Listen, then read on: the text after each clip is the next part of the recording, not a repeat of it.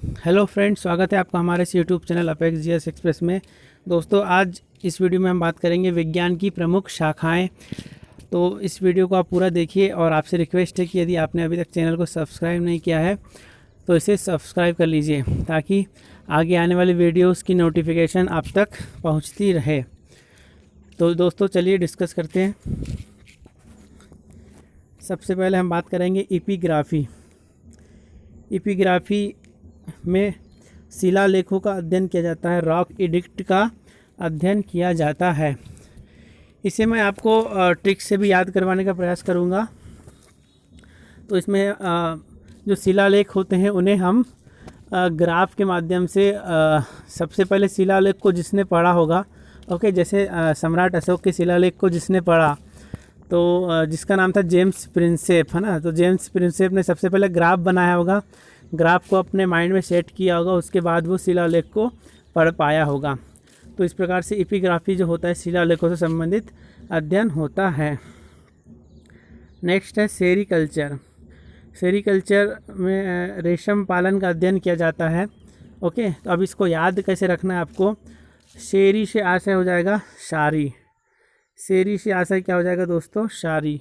Okay, शेरी से क्या हो जाएगा? शारी। और रेशम से रेशम की शारी हो जाएगा। ओके, रेशम से हो जाएगा रेशम और शेरी से हो जाएगा शारी। तो रेशम की शारी आपको याद रखना है। रेशम की शारी जो होती है काफ़ी महंगी भी होती है, अट्रैक्टिव होती है, ओके, दिखने में भी खूबसूरत होती है। तो इस प्रकार आप सेरीकल्चर को रेशम पालन से कनेक्ट कर पाएंगे। रेशम पालन का अध्ययन होता है। नेक्स्ट देखते हैं हॉर्टिकल्चर। ओके, हॉर्टिकल्चर ये होता है उद्यानिकी का अध्ययन। उद्यानिकी के अंतर्गत बागवानी आती है और साग सब्जियों का पालन किया जाता है, सजावटी पुष्पों का अध्ययन किया जाता है। तो अब इसको याद कैसे रखना है? क्या होता है हार्टिकल्चर? हार्टिकल्चर से आपको हार्ट याद रखना है। हार्ट यानी दिल हो जाएगा। जब हम किसी सुंदर गार्डन को देखते हैं तो हमारा जो मन होता है या हार्ट होता है वो क्या हो जाता है? प्रसन्न हो जाता है। ओके, बहुत ज़्यादा खुश हो जाता है। इस प्रकार से आप हॉर्टिकल्चर को याद रखेंगे। नेक्स्ट है एग्रीकल्चर। एग्रीकल्चर से आशय है कृषि का अध्ययन। खेती बाड़ी जो होती है, कृषि की जाती फसलों का अध्ययन किया जाता है। तो इसके लिए कोई ट्रिक की आवश्यकता नहीं दोस्तों, आप जैसा कि आप सभी जानते हैं। बात करते हैं नेक्स्ट ऑस्टियोलॉजी। ओके, ऑस्टियोलॉजी ये होता है कंकाल तंत्र या अस्थियों का अध्ययन। ओके, ऑस्टियोलॉजी क्या होता है? अस्थियों का अध्ययन। अस्थियाँ, ओके, अस्थियाँ का अध्ययन होता है, हड्डियों का अध्ययन होता है ऑस्टियोलॉजी। तो इस ऑस्टियो में देख लीजिए, और अस्थि और ऑस्टियो और अस्थि दोनों को आप कंपेयर कीजिए, प्रोनाउंस करके देखिए।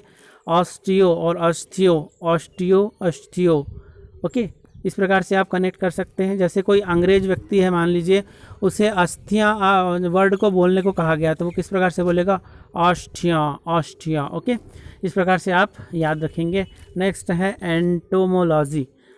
एंटोमोलॉजी ये होता है कीट पतंगों का अध्ययन। ओके, जो छोटे छोटे कीड़े मकोड़े होते हैं उनका अध्ययन किया जाता है एंटोमोलॉजी में। तो जो चींटी होती है, चींटी जो होती है उसको कहा जाता है एंट। क्या कहा जाता है? एंट कहा जाता है चींटी को। ओके, तो चींटी जो होती है कीट वर्ग में आती है, कीट पतंगों के अंतर्गत आती है, इसी वर्ग में आती है। ओके, इस प्रकार से आप कनेक्ट करके आ सकते हैं। एंटोमोलॉजी में एंट याद रखेंगे और एंट से कीड़े मकोड़े या कीट पतंगों का अध्ययन याद रखेंगे। नेक्स्ट है ऑर्निथोलॉजी। ओके, ऑर्निथोलॉजी इसमें होता है पक्षियों का अध्ययन। ऑर्निथोलॉजी होता है पक्षियों का अध्ययन। अब इसे याद कैसे रखेंगे आप लोग? पक्षियाँ जो बर्ड्स होते हैं, ओके, वो क्या होते हैं? ऑर्निथो से आपको ऑर्निथो से अर्थ याद रखना है। ओके, तो पक्षी जो होते हैं क्योंकि वे उड़ पाते हैं और वो क्या होते हैं, एक जगह से दूसरी जगह जाते हैं और एक स्थान से दूसरे स्थान पर अपना घोंसला बनाते हैं। उनके लिए ना पूरी पृथ्वी एक घर के समान हो जाती है। ओके, कहीं भी निवास करते हैं। कुछ प्रवासी पक्षी भी आते हैं, एक देश से दूसरे देश जाते हैं, ओके, कुछ समय के लिए। तो इस प्रकार से पूरी जो पृथ्वी है, पूरी जो अर्थ है, उनके लिए क्या हो जाएगी? घर के समान हो जाएगी। इसलिए आप ऑर्निथो से अर्थ याद रखेंगे और अर्थ जो है पक्षियों के लिए क्या है? घर है, ऐसे याद रखेंगे। नेक्स्ट है पैलिएंटोलॉजी। ओके, पेलियोंटोलॉजी में होता है जीवाश्मों का अध्ययन या स्टडी ऑफ फॉसिल्स जो होते हैं उनका अध्ययन किया जाता है। तो पेलियोंटो से आपको एलिफेंट याद रखना है। ओके, इसका प्रोनाउंसिएशन में आप एलिफेंट आपको प्रोनाउंसिएशन में आ रहा होगा, तो इस प्रकार से पेलियोंटो से एलिफेंट याद रखना है। और एलिफेंट का क्या होता है, जीवाश्म अभी नहीं उपस्थित है, क्योंकि एलिफेंट क्या है, अभी जीवित है, इस धरती पे मौजूद है। ओके, तो जीवाश्म किसके रखे जाते हैं, अक्सर जो इस धरती पे वर्तमान में नहीं है, जैसे डायनासोर हो गए, ओके, उनके जीवाश्म रखे जाते हैं। तो एलिफेंट के जीवाश्म रखने की अभी आवश्यकता नहीं है, क्योंकि ये धरती पे मौजूद है, इसलिए एलिफेंट जो होगा पेलियोंटोलॉजी जो होगा जीवाश्मों के अध्ययन से संबंधित होगा। ओके, आपको एलिफेंट याद रखना है, और एलिफेंट से आप जैसे याद रखेंगे वैसे ही आपको समझ में आ जाएगा कि एलिफेंट तो अभी धरती पे मौजूद है, उनके जीवाश्म तो अभी नहीं मिलेंगे। ओके, नेक्स्ट देखते हैं पिसीकल्चर। पिसीकल्चर या जिसे कहते हैं मत्स्य पालन या मछलियों का पालन। कल्चर शब्द से आशय दोस्तों पालन, ओके, या मत्स्य पालन आएगा। ओके, मत्स्य पालन, तो जो मछलियाँ होती है उसका पालन किया जाता है। अब इसे याद कैसे रखना है, जो मछलियाँ होती है, जो यदि कोई व्यक्ति मछली खाता है तो उसे पीस पीस में काटता है, छोटे छोटे पीस बनाता है, और यदि वो सब्जी बनाएगा, मछली जब बनाएगा वो, तो उसमें मसाले वगैरह को पीसा जाता है। ओके, इस प्रकार से पीस करके वो बनाएगा। इसी प्रकार से आप कनेक्ट कर सकते हैं। नेक्स्ट है एग्रोनॉमी। तो हमने अभी एग्रीकल्चर देखा था, अब ये है एग्रोनॉमी। तो खेतों में क्या होती है, घास होती है दोस्तों, घास होती है। ओके, तो घास का अध्ययन कहलाता है एग्रोनॉमी। ओके, एग्रीकल्चर में क्या होती है, घास होती है, फसली पौधे तो होते हैं किंतु साथ साथ में घास भी पाई जाती है दोस्तों। तो इस प्रकार से घास का अध्ययन किया जाएगा एग्रोनॉमी में। नेक्स्ट है एपीकल्चर। एपीकल्चर में क्या होता है, मधुमक्खी जो होती है, मधुमक्खियाँ जो छाता बनाती है, ओके, उससे जो शहद निकलता है, शहद निकाला जाता है। तो शहद निकालने के लिए क्या किया जाता है, मधुमक्खी पालन किया जाता है। तो जब शहद बन जाएगा, यदि कोई व्यक्ति है वो मधुमक्खियों से शहद निकालना जानता है, तो उसने मधुमक्खियों से शहद निकाला। ओके, फिर उसको क्या करेगा, वो टेस्ट करके देखेगा, उसे पिएगा। ओके, तो ए वो अपने दोस्त को बोल रहा है कि ए पी ज़रा शहद को पी तो ज़रा, है ना, मैंने इतनी मेहनत से शहद निकाला, इसे पी कर देख, ऐसा वो कह रहा है, अपने मित्र से कह रहा है। ओके, इस प्रकार आप AP से याद रखेंगे, क्या पिएगा वो, शहद पिएगा, मधुमक्खी का शहद पिएगा। ओके, नेक्स्ट है पेडागॉगी से अर्थ है शिक्षा शास्त्र का अध्ययन, शिक्षा शास्त्र का अध्ययन। अब इसे आप याद कैसे रखेंगे, एक अनोखे शिक्षक थे। ओके, एक शिक्षक थे अनोखे हमारे स्कूल के। वो क्या होता था, वो गॉगल लगा के आते थे। ओके, तो गॉगी से आपको याद रखना है गॉगल, और पेड़ा से याद रखना है पेड़ा। तो क्या होता था, वो जब भी क्लास लेते थे तो गॉगल जो है वो लगाए हुए ही पढ़ाते थे, और पढ़ाने से पहले वो एक पेड़ा ज़रूर खाते थे। ओके, पढ़ाने से पहले वे एक पेड़ा खाते थे, उसके बाद ही लेक्चर देते थे। तो वो उनकी आदत थी कि गॉगल लगाए रखना पूरे लेक्चर लेते वक्त, और पेड़ा खाने के बाद ही पढ़ाई स्टार्ट कराना या पढ़ाना। ओके, इस प्रकार से जो टीचर थे वो उनका काम है पढ़ाना, पढ़ाने से आपको याद रखना है शिक्षा शास्त्र का अध्ययन। नेक्स्ट है जीरेंटोलॉजी होता है वृद्धावस्था का अध्ययन। ओके, तो जीरेंटोलॉजी होता है वृद्धावस्था का अध्ययन। जो प्रौढ़ होते हैं, जो बूढ़े व्यक्ति होते हैं, उनका अध्ययन किया जाता है जीरेंटोलॉजी में। तो आपको याद कैसे रखना है, इसको याद रखना है, जो बूढ़े होते हैं वो कैसे होते हैं, उनका शरीर अब जीर्ण शीर्ण होने लगता है। ओके, वो कुछ दिन के ही मेहमान होते हैं, आगे ऊपर जाएंगे कुछ सालों बाद, तो क्या है, जीर्ण शीर्ण उनका शरीर हो जाएगा। तो जीरेंटोलॉजी से आपको याद रखना है, जीरेंटो से जीर्ण शीर्ण याद रखना है। जीर्ण शीर्ण जो कुछ भवन भी होते हैं, जो पुराने भवन को कहा जाता है, ये जीर्ण शीर्ण भवन है। उसी प्रकार जब बूढ़े व्यक्ति का शरीर जो होगा कैसा होगा, जीर्ण शीर्ण होगा। तो जब जीर्ण शीर्ण आप याद रखेंगे तो पुराना याद आ जाएगा ऑटोमेटिकली, और पुराने से आ जाएगा वृद्ध लोग पुराने हैं, उनका शरीर पुराना हो गया, काफ़ी साल उन्होंने जी लिया है। इस प्रकार से आप याद रखेंगे। नेक्स्ट है एंथ्रोपोलॉजी। एंथ्रोपोलॉजी क्या होता है, मानव जाति के सांस्कृतिक विकास का अध्ययन। ओके, मानव जाति के सांस्कृतिक विकास का अध्ययन को कहा जाता है एंथ्रोपोलॉजी। अब इसे याद कैसे रखना है। ओके, तो आपने पौराणिक कथाओं में सुना होगा कि एक सबसे पहले प्रलय हुआ, ओके, पूरी जो पृथ्वी है जलमग्न हो गई, पानी में डूब गई। उसके बाद क्या हुआ, एक ही व्यक्ति इस पूरे संसार में जीवित रह पाया था जिसका नाम मनु था, ओके। और मनु को पौराणिक ग्रंथों में ब्रह्मा जी का पुत्र माना जाता है, ओके। फिर मनु के बाद जो क्या हुआ, जनरेशन बढ़ती गई, पीढ़ियाँ बढ़ती गई। इस प्रकार जो पीढ़ियाँ बढ़ती गई तो मनु ने क्या हुआ, अपने जो वंशज थे, ओके, उनके जो जनरेशन के थे उनको क्या किया, एक जिम्मेदारी दी, ओके। एक क्या दिया, जिम्मेदारी दिया, जिम्मेदारी को सौंप दिया। तो जिम्मेदारी सौंपने से आप ऐसा भी याद रख सकते हैं, जिम्मेदारी को उन्होंने थोप दिया, ओके। और कहा कि अब तुम्हें आगे ये जो मनुष्य जाति है इसको आगे बढ़ाना है, ओके। इसकी जो भी संस्कृति है, कला संस्कृति है, इनका विकास करना है। ऐसा किसने कहा, मनु ने कहा, अपने किससे कहा, वंशजों से किया। और कह करके उन्होंने क्या किया, जिम्मेदारी को सौंप दिया या जिम्मेदारी को थोप दिया, सौंप दिया और थोप दिया। इस पर आप ज़्यादा कंसंट्रेट करेंगे तो याद हो जाएगा, ओके। तो मनु ने अपने वंशजों से कहा कि आपको अपनी जो आगे की पीढ़ियाँ है उसको जो अपनी सांस्कृतिक जो है ना धरोहर, इसको बढ़ाना है, विकास करना है इसका। इस प्रकार से उन्होंने कहा। तो इस प्रकार से एंथ्रोपोलॉजी में क्या होगा, मानव जाति के सांस्कृतिक विकास का अध्ययन किया जाता है। नेक्स्ट है एंथोलॉजी। एंथोलॉजी में होता है पुष्पों का अध्ययन, बहुत इंपॉर्टेंट है। तो पुष्पों का अध्ययन क्या होता है, यदि आपने क्लास 7th में पढ़ा होगा, पुष्प के भाग होते हैं कुछ, जिसमें थैलेमस भी होता है, एंथर होता है, ओके, एंथर होता है। तो एंथर से आपको याद रखना है एंथोलॉजी, ओके। और एंथर किसका भाग होता है, पुष्प का भाग होता है। इस प्रकार से आप आसानी से एंथोलॉजी याद रख पाएंगे। और यदि एंथर आपको याद नहीं आता तो आप थैलेमस याद रखेंगे, थैलेमस, ओके। ये भी एक पार्ट होता है, बाह्यदल होता है, जो पुष्प के बाहर जो पंखुड़ियाँ होती हैं उन्हें थैलेमस कहा जाता है। तो ये भी पुष्प का भाग होता है, ओके। इस प्रकार से आप याद रख सकते हैं। नेक्स्ट है सिल्वीकल्चर। तो सिल्वीकल्चर क्या होता है, वन्य वृक्षों व उनके उत्पादों का संवर्धन करना और विकास करना, ओके। अब सिल्वी से आपको सिल्वर याद रखना है दोस्तों, सिल्वर याद रखना है।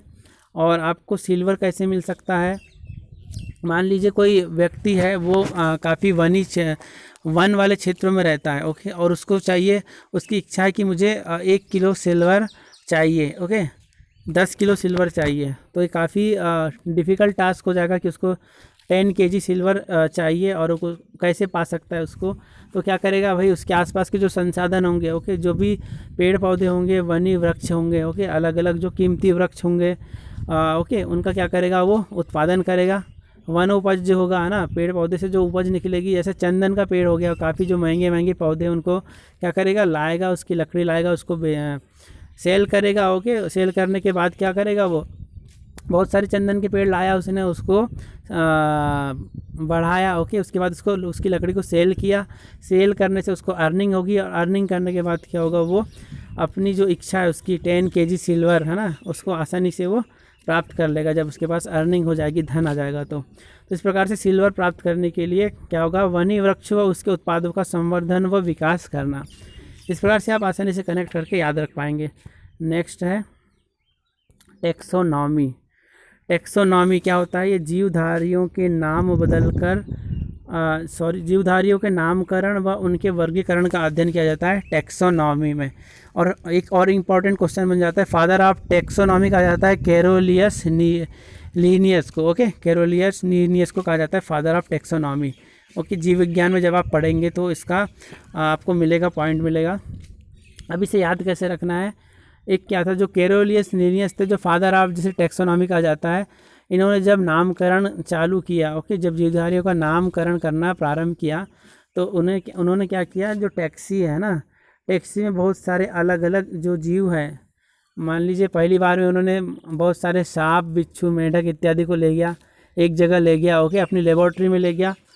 फिर ऐसे बहुत सारे उन्होंने दूसरी बार में दूसरे जीवधारियों को ले गया, सभी चींटियों को ले गया, ओके, अपनी लैब में ले गया, बहुत बड़ी लैब थी उनकी।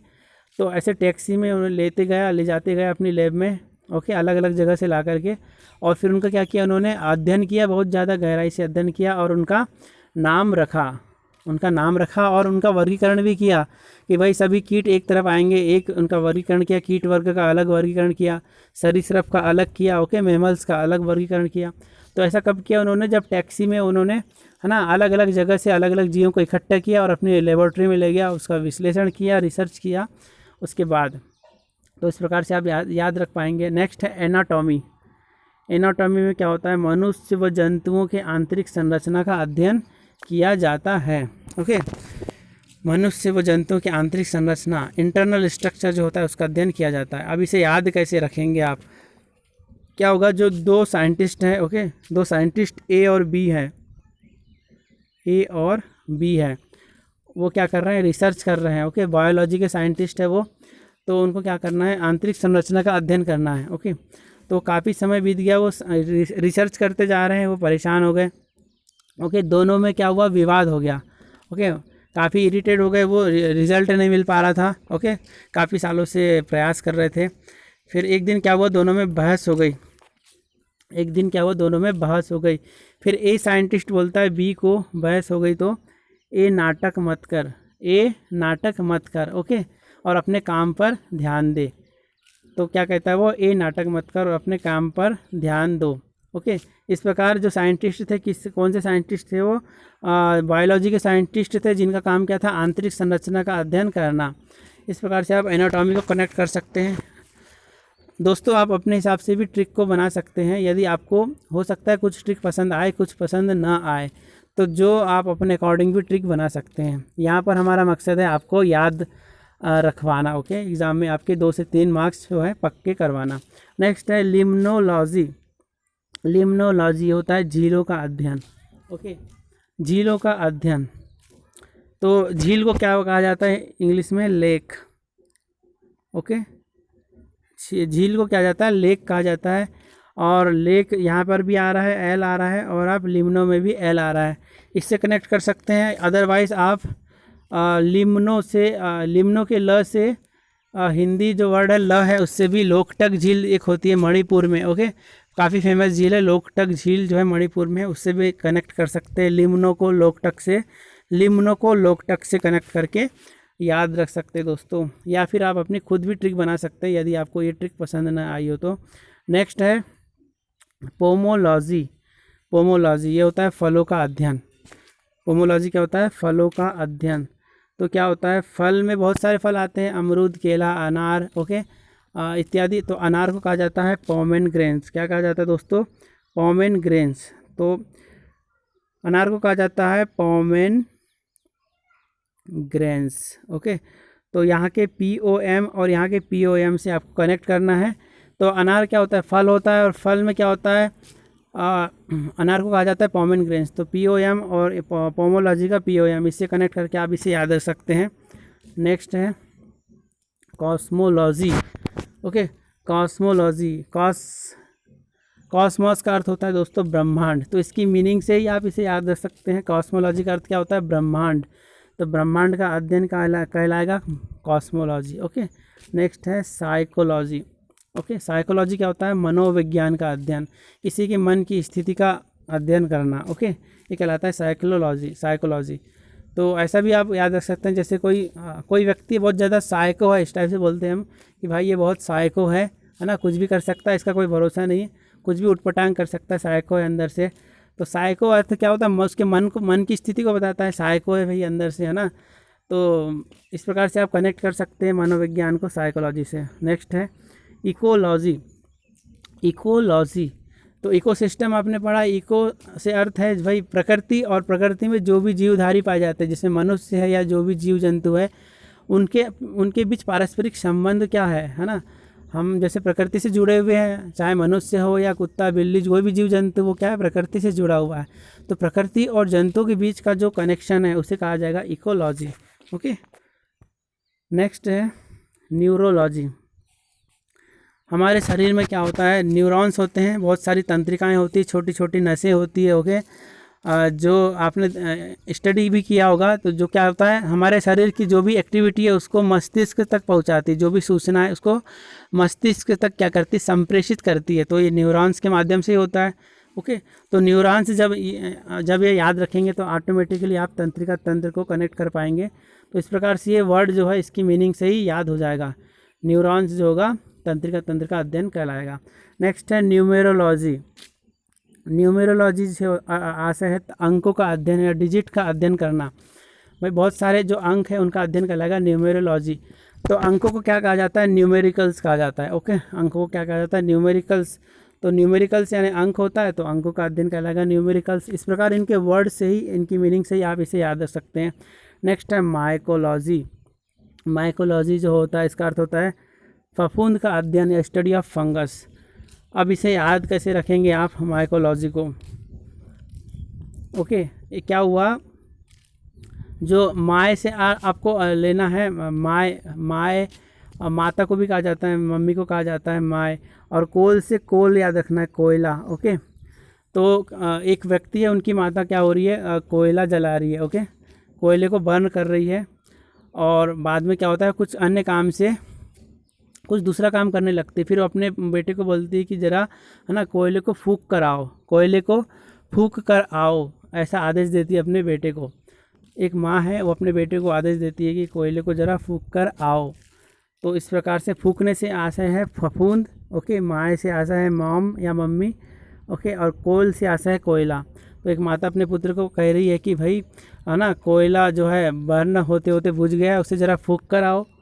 ओके, इस प्रकार आपको इसे याद रखना है कनेक्ट करते हुए। नेक्स्ट है फाइकोलॉजी। फाइकोलॉजी ये होता है शैवालों का अध्ययन, study of algae. Study of algae होता है फाइकोलॉजी। तो इसे आप कैसे याद रखेंगे? शैवाल को आप रखेंगे सवाल। शैवाल को क्या याद रखना है आपको? सवाल। और फाइको से याद रखना है, जैसे एक दो व्यक्ति है। ओके, ए और बी दो व्यक्ति है, ए और बी दो व्यक्ति है। ओके, दोनों आपस में क्या कर रहे हैं? डिबेट कर रहे हैं, उनके बीच डिबेट चल रही है। तो ए व्यक्ति जो है बी के सवालों से परेशान हो जाता है। ए जो है बी के सवालों से क्या होता है? परेशान हो जाता है। फिर वो चिढ़ जाता है, फिर बोलता है अपने बी को, बोलता है ए देख अब ज़्यादा सवाल मत कर, ठीक है, देख भाई अब ज़्यादा सवाल मत कर, नहीं तो मैं तुझे फेंक कर मारूंगा। इस प्रकार से बोलता है ए बी को कि देख ज़्यादा सवाल मत कर भाई, मैं तुझे फेंक कर मारूंगा। तो सवाल से आपको सवाल याद रखना है, और फेंक से फाइको याद रखना है। इस प्रकार से जो है सवाल से आप सवाल से सवाल कनेक्ट कर पाएंगे और याद हो जाएगा। नेक्स्ट है पेडोलॉजी। पेडोलॉजी होता है मृदा का अध्ययन, स्टडी ऑफ सॉइल। अब इसे याद कैसे रखेंगे? पेड़ों से पेड़ याद रखिए, पेड़ों से पेड़ याद रखिए, और मृदा तो होती है मृदा। मृदा बिना पेड़ के उगते हैं क्या? पेड़ जो होते हैं बिना मृदा के उगते हैं क्या? पेड़ को कहाँ लगाया जाता है? मिट्टी में ही लगाया जाता है। इस प्रकार आप आसानी से याद रख पाएंगे। नेक्स्ट है मॉर्फोलॉजी। मॉर्फोलॉजी होता है पादप के आकार व संरचना का अध्ययन। ओके, तो मॉर्फोलॉजी को अब याद रखना है आपको। जो पौधे हैं उनके आकार व संरचना का अध्ययन किया जाता है किसमें? मॉर्फोलॉजी में। तो क्या हुआ कि बहुत सारे जो है ना, जो महंगे जो प्लांट होते हैं उनकी वैल्यू भी ज़्यादा होती है, उनकी कीमत भी ज़्यादा होती है। तो क्या होता है कि कुछ माफिया भी आ जाते हैं। जो माफिया होते हैं ना, अलग अलग चीज़ों के माफिया जो होते हैं वो आ जाते हैं। तो क्या होता है कि किसी व्यक्ति ने बहुत ही अच्छे से है ना देखभाल की है पौधों की, जो प्लांट लगाए हैं, छोटे छोटे मेडिसिनल प्लांट या जो भी महंगे प्लांट है वो लगाए हैं। तो माफिया क्या होता है, उनकी संरचना को या उन पौधों को ले जा लेता है चुपके से। ओके, चोरी कर लेता है। तो इस प्रकार जो है आप माफिया से क्या याद रखेंगे? माफिया से क्या याद रखेंगे? मार्फो। और किसकी चोरी किया उसने? पौधे, बहुत जो महंगे पौधे हैं है ना, जिनकी कीमत बहुत ज़्यादा है, उसकी चोरी किया। और उनके क्या है, किसी अन्य व्यक्ति को बहुत नुकसान हुआ जिसने लगाया था पेड़। तो इस प्रकार जो पादप के आकार और संरचना का अध्ययन किया जाएगा मॉर्फोलॉजी में। नेक्स्ट है साइटोलॉजी। साइटोलॉजी क्या होगा? कोशिकाओं का अध्ययन। ओके, एक बीमारी का नाम आपने सुना होगा दोस्तों, साइटिका होती है। साइटिका जिसमें जॉइंट पेन होता है या कमर में दर्द भी होता है। ओके, तो साइटिका जो है, देखो हमारे शरीर जो होती है कोशिकाओं से मिलकर बनी होती है। चाहे किसी भी कोई भी अंग ले लीजिए, हमारा शरीर ही कोशिकाओं से मिलकर बना होता है। तो भाई कोशिकाओं का जब है ना, कोशिकाओं का जो बैलेंस बिगड़ जाएगा, ओके, कोशिकाओं में कहीं डिफेक्ट आ जाएगा तो क्या होगा? बीमारी हो जाएगी साइटोलॉजी। तो इस प्रकार से आपको कनेक्ट करना है साइटोलॉजी से, साइटिका को साइटोलॉजी से कनेक्ट करना है। और कोशिका है ना, जो कमर की कोशिका जिसमें कमर में पेन हो रहा है, तो उसमें जब डिफेक्ट आ जाएगा तो क्या होगा? पेन होगा। इस प्रकार से आप कनेक्ट कर पाएंगे। नेक्स्ट है न्यूमिस्मेटिक्स। न्यूमिस्मेटिक्स तो इसमें होता है सिक्कों का अध्ययन, स्टडी ऑफ कॉइन्स। ओके, तो आपको देखना है, ऐसे याद रखना है। न्यू से नया, न्यू मीन्स क्या होता है, नया। मिस यानी एक नई नई मिस आई है, ओके, पढ़ाने आपको। कौन सी है, मैथमेटिक्स की है। आप स्कूल में हैं, आपका फ्रेंड कोई स्कूल में है, आपका कोई भी है ना भतीजा है या जो भी है आपका, आपके घर कोई चाइल्ड है वो स्कूल में है, और उसके क्लास में क्या हुआ है, एक नया अपॉइंटमेंट हुआ है, नई मिस आई है, ओके, जो क्या पढ़ाती है, मैथमेटिक्स पढ़ाती है। मैथमेटिक्स पढ़ाती है और क्या करती है वो, मैथमेटिक्स चूँकि क्या है काफ़ी जो बच्चों को डिफ़िकल्ट लगता है, इसलिए उन्होंने एक नया प्लान चलाया है कि भाई जो मैथमेटिक्स में अच्छा परफॉर्मेंस करेगा, ओके, जो टेस्ट में अच्छे नंबर लाएगा, उसे सिक्कों से वो क्या करती है, उसे इनाम देती है। तो इस प्रकार से आप आसानी से याद रखेंगे। न्यूमिस्मेटिक्स से न्यू से नया, और मिस से है ना, मिस से एक मिस है, टीचर है, ओके, और मेटिक्स से आ जाएगा मैथमेटिक्स की टीचर है, एक नई नई टीचर आई है, और वो क्या करती है, बच्चों को है ना उनके अच्छे परफॉर्मेंस के लिए मोटिवेशन देने के लिए क्या करती है, सिक्का जो है, कॉइन्स जो होती है वो देती है इनाम में, ओके, जो अच्छे नंबर लाता है उन्हें, ताकि इनमें मोटिवेशन मिल सके, कंपटीशन बढ़ सके और डर दूर हो सके। इस प्रकार से आप आसानी से याद रख सकते हैं। नेक्स्ट है ओडोंटोलॉजी। ओडोंटोलॉजी क्या होता है, दंत विज्ञान संबंधी अध्ययन, जो दांत से संबंधी अध्ययन होता है। जो डेंटिस्ट होते हैं दोस्तों, डेंटिस्ट कौन से होते हैं, जो दांत रोग के विशेषज्ञ होते हैं वो डेंटिस्ट कहलाते हैं। तो इस ओडोंटोलॉजी में आप देख सकते हैं, डेंटो ये वर्ड आ रहा है, डेंटो से डेंटिस्ट हो जाएगा, और डेंटिस्ट से आपको याद रखना है दंत विज्ञान, ओके, इस प्रकार से आप याद रख सकते हैं। नेक्स्ट है ऑफियोलॉजी। ऑफियोलॉजी ये होता है, ऑफियोलॉजी सर्पों का अध्ययन। तो क्या होता है कि सांप को देखकर कोई भी व्यक्ति भयभीत हो जाता है, ओके, सांप को देखकर कोई भी व्यक्ति क्या होता है, भयभीत हो जाता है। ये सांप को देखकर कोई भी व्यक्ति क्या होता है, भयभीत हो जाता है, तो उसे भय लगने लगता है, डर जाता है वो, उसका दिमाग ऑफ हो जाता है, दिमाग घूम जाता है, ऑफ हो जाता है। इस प्रकार ऑफियोलॉजी से आप ऑफ याद रखेंगे, और ऑफ कब होगा, जब सांप को देखेंगे आप, तब उसका दिमाग ऑफ हो जाएगा। इस प्रकार से आप याद रख पाएंगे। नेक्स्ट है क्रायोजेनिक्स। क्रायोजेनिक्स में क्या होता है, अत्यंत निम्न ताप पर -140 डिग्री सेंटीग्रेड पर किसी वस्तु का अध्ययन किया जाता है। जनरली इसका उपयोग होता है दोस्तों रॉकेट साइंस में होता है, ओके, रॉकेट साइंस में इसका उपयोग किया जाता है, और अत्यंत बहुत लो टेम्परेचर पर इसका अध्ययन किया जाता है। तो आप इसे याद कैसे रखेंगे, कनेक्ट कैसे रखेंगे, क्रायो से आपको याद रखना है, क्रायो से आप याद रखेंगे, क्राई मीन्स होता है चिल्लाना, ओके। एक व्यक्ति है, क्या होता है, वो आइस फैक्ट्री में काम करता है, आइस फैक्ट्री में काम करता है। एक दिन क्या होता है कि वह जब उसका ऑफिस टाइम ख़त्म हो जाता है, तो क्या होता है, वह जो बर्फ़ जो जम जाती है, ओके, जिस रूम में वो काम करता है उसमें काफ़ी बर्फ़ जम जाती है और उसको बाहर निकलने का मौका नहीं मिल पाता। तो क्या होता है, फिर वो ज़ोर ज़ोर से चिल्लाता है, तो बहुत कोशिश करने के बाद उस फैक्ट्री का जो प्यून है, ओके, या जो सिक्योरिटी गार्ड है, वो उसकी आवाज़ को सुनते हैं, उसके चिल्लाने की आवाज़ को सुनते हैं, और इस प्रकार उसकी जान बचाते हैं। तो इस प्रकार आप क्रायोजेनिक्स से याद रख सकते हैं। क्रायो से याद रखेंगे क्राई, और क्राई से अर्थ होता है चिल्लाना। चिल्लाएगा कौन, जो किसी आइस फैक्ट्री में काम कर रहा है व्यक्ति, है ना, और उसकी चिल्लाने की आवाज़ को कौन सुन रहा है, जो वहाँ का सिक्योरिटी गार्ड है या प्यून है ना, वो उसकी आवाज़ सुन के उसकी जान बचाएगा।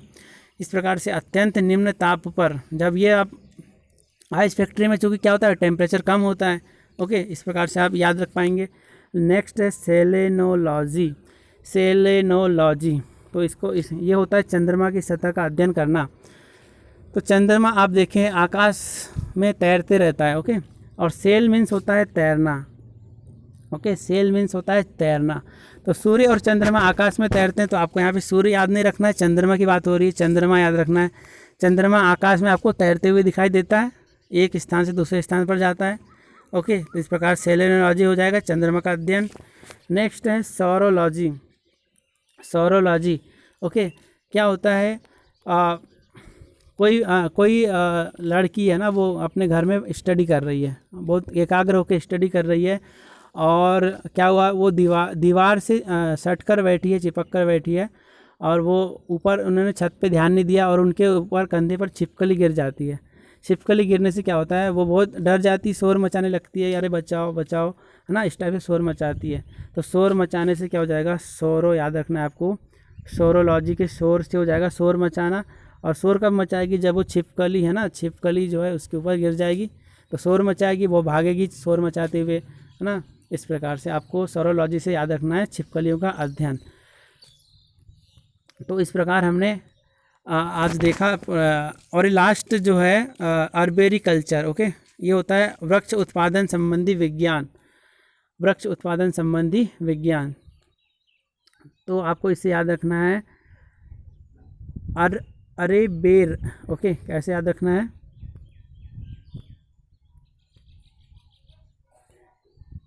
अरबेरी, अर से अरे और बोरी से बेर, अरे बेर का वृक्ष, है ना, अरे बेर का वृक्ष देखो, है ना। आपने देखा कोई अपने जंगल में देखा कि बहुत सारे बेर के पेड़ लगे हैं, तो अपने दोस्त को बता रहे हैं आप कि अरे बेर का पेड़ देखो कितना अच्छा है, और क्या फिर आपको उससे प्रेरणा मिलती कि क्यों ना हम बहुत सारे बेर के पेड़ लगाएं, है ना, उसका उत्पादन करें। तो बेर का पेड़ जो होगा वृक्ष है, वृक्ष का उत्पादन करना, ये कहलाता है अर्बेरी कल्चर, ओके। तो अर से याद रखना है अरे, और बोरी से बेर, बेर का पेड़ जो होता है ना, बेर का पेड़ ज़्यादा उत्पादन करना। ज़्यादा उत्पादन कब होगा, जब ज़्यादा आप पेड़ पौधे लगाएंगे, वृक्षों का उत्पादन करेंगे। इस प्रकार से आप आसानी से अर्बेरी कल्चर याद रख पाएंगे। और दोस्तों, इस प्रकार से हमने आज 37 इम्पॉर्टेंट जो विज्ञान की प्रमुख शाखाओं से संबंधित प्रश्नों को डिस्कस किया है। और ये जो सारे क्वेश्चन है दोस्तों, ये कभी न कभी एग्ज़ाम में पूछे जा चुके हैं और आगे भी पूछे जाते रहेंगे। तो इस प्रकार मैंने कोशिश की है कि आपको ट्रिक के माध्यम से याद हो जाए, और आप इसी वीडियो को कम से कम 2 से 3 बार अवश्य देखिएगा, ताकि आपको बिल्कुल दिमाग में सेट हो जाए और आगे कभी याद रखना ना पड़े।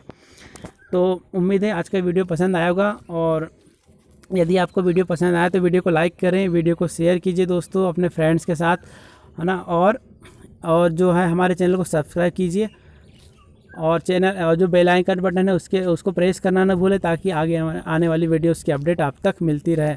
इसी प्रकार से हम कोशिश करेंगे कि अच्छे से अच्छा वीडियो आप तक पहुंचाते रहें। इस वीडियो को देखने के लिए आपका बहुत बहुत धन्यवाद दोस्तों। जय हिंद।